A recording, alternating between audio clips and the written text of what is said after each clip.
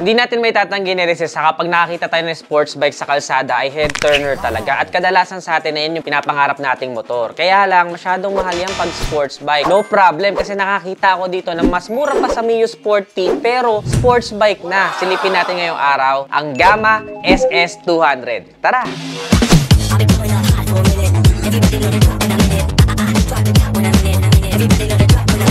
Actually, napakatagal nang marami nagre-request na mag-review naman tayo ng sports bike ng Rusi. Ngayon kasi yung mga Rusi sumasabay na rin talaga sa mga modern features ng motorsiklo at napaka-pogi din naman nire-release nila. Pwede mong entry point kung gusto mo talaga ng mga kilalang brand ng motor pero yung itsura niya parang sobrang mamahalin. Sa ganitong presyo, makukuha mo na agad ang sporty design ng sports bike na pangarap ng karamihan. At available pa to sa iba't ibang colors kagaya ng glossy black, meron din tayong matte black, tapos may orange yung gusto mo ng vibrant na color. At saka, itong nire-review natin ngayon, yung army green. Napakaganda, di ba? Parang lalaking-lalaki at napaka-brusko ng datingan. Isa rin sa mga makikita mong maganda sa kanya nerises is yung kanyang headlight. Sobrang sporty nung datingan niya with some windshield na medyo maliit for aerodynamics and kapansin-pansin din na stylish yung kanyang headlight. At hindi pa yun natatapos doon dahil napaka-pointy din ng kanyang taillight at may grab bar din para sa ating pillion ride. So, pwede po kayong mag-angkas sa motorsiklo na ito. Sakto naman yung lapad ng kanyang seat para sa driver and para sa angkas. So, even sports bike ito ay magiging somehow comfortable pa din. Kung bibigyan pansin nyo rin, Edisens, yung kanyang pinaka-muffler or tambucho, sporty na rin po yung kanyang looks. Napaka-pointy din po, pati yung kanyang silver na end cap, tapos yung heat guard niya. Very stylish, di ba? Bagay na bagay sa forma ng motorsiklo. Sa bandang gilid naman yan, Edisens, doon mo makikita na nakahiwalay yung kanyang turn signals na LED na rin. And minimalist lang po yung design niya, pero super stylish na rin. At ganito na rin yung mga nakikita natin sa mga high-end na sports bike. And meron din po siyang vents na daluyan ng hangin para makadagdag din sa aerodynamics kung gusto mo mag-high speed sa ganitong klaseng motorsiklo. Speaking of high speed, ang makina po nito ay 4-stroke, single cylinder, air-cooled with 2 valves, Euro 3 compliant na rin po ang motorsiklo na ito. And overhead cam. Siya po ay manual transmission na 5-speed with a maximum power of 8.5 kilowatts at 8,500 RPM at meron naman po tayong maximum torque na 17.8 Newton meters at 5,500 RPM. Diba? Napaka-torque ng motorsiklo na ito. Kaya may bibigay niya pa rin sa'yo talaga yung tunay na ligayang mararamdaman mo sa pagmumotor.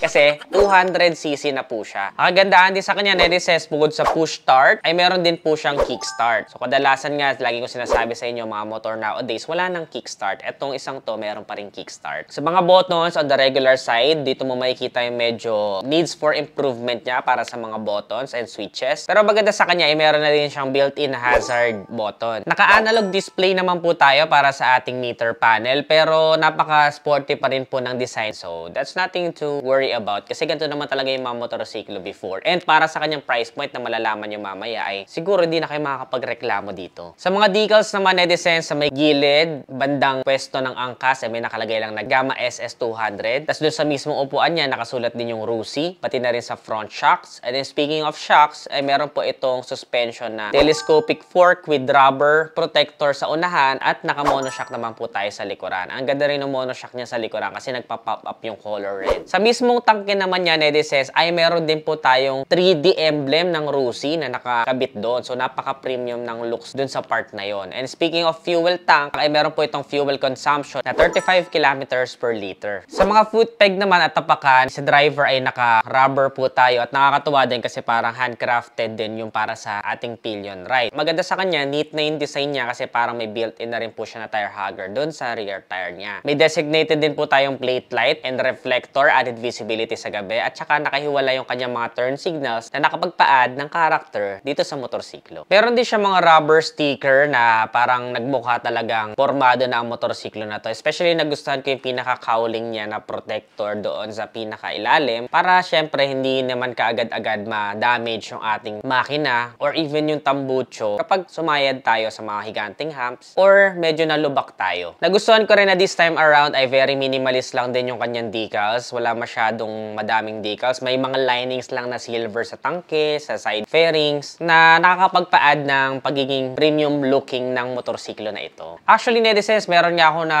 babanaag na parang kahawig niya sa mga kilalang brand ng motorcycle. I-comment nyo nga sa ibaba kung ano yung kamukha kamukha niya para sa inyo na mga sports bike sa ganitong category. Ngayon naman pagdating naman sa preno, netizens, malakas naman po ang preno na ito dahil both sa unahan at likuran ay naka-disc brake na po siya. At sa mga magtatanong naman kung anong size ng kanyang gulong ay meron tayong napakalaking gulong na 110/70/17 sa unahan at 140/70/70 naman sa likuran. Tube type pa po ang mga gulong niya, netizens.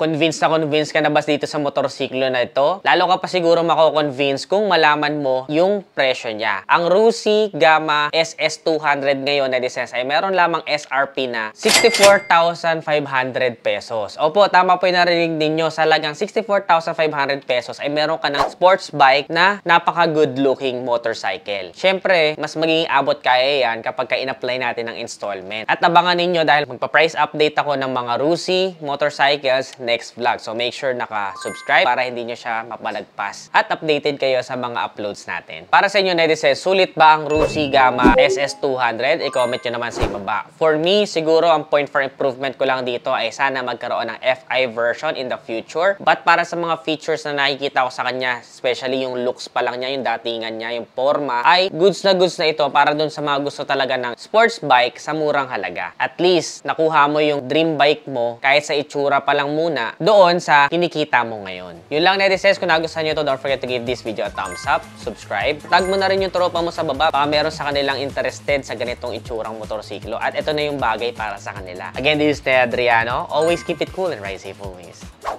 Bye.